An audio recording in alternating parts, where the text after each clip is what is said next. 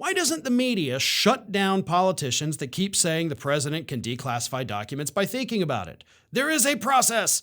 Jim Jordan and Kari Lake keep spewing that lie. There has to be an approval process, or any president could take extremely sensitive materials and make them available to anyone, thus making the U.S. extremely vulnerable. See, the problem is we have a very lazy media here in the United States. I mean, everybody knows that. The media is exceptionally lazy.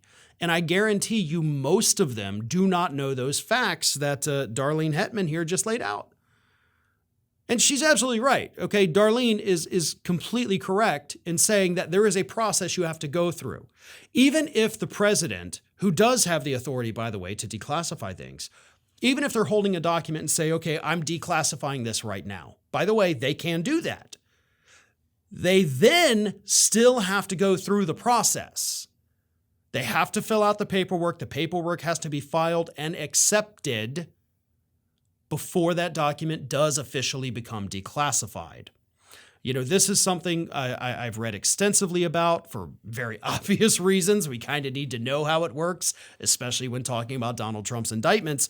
But the rest of the media out there, the corporate media, you know, not the independent media, those folks do a wonderful job. But the corporate media doesn't care about that stuff. They actually like, I believe, when you get these idiots like Kari Lake or Jim Jordan that come on their networks and spread lies. Because what happens when those people go on the network and spread lies? That's when you see these topics in headlines in progressive media. I mean, those are issues I talk about. When Jim Jordan goes on TV and lies about Donald Trump being able to declassify documents, I come right here to this seat and I do a video talking about Jim Jordan lying and, of course, talk about the actual process he has to go through. But by doing that, the corporate media gets more exposure for their segments. So maybe it's not a good thing that I do that and the other progressive hosts do that. Maybe we shouldn't.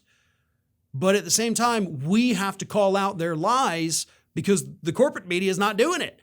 They're just giving them the platform to spew out whatever stupid things they can think of, and it's on us to go out there and actually correct the record. But the corporate media is not going to do it. One, because they're lazy, as I said. But two, and this is the more important one, they don't want to piss these people off. You know, if they piss off Jim Jordan, guess what? Next time their producers call and say, hey, Jim, you want to come on with Jake Tapper? Jim's going to say, oh, hell no, I'm not going to do that.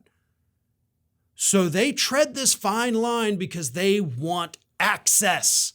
They want to continue having access to all these politicians on both sides of the aisle. So that's the main reason they don't call them out. It's not just the laziness. It's because if they make these politicians look like complete and total idiots, the next time that network comes calling, that politician's going to send it straight to voicemail and not return that call. Thanks for watching, everyone, and well, here comes the awkward part at the end of the video where I ask you to like, comment, and share, and subscribe for more content from Ring of Fire. Also, you should consider becoming a member for some exclusive content and perks, including early access videos and exclusive videos. Check out the link in the description.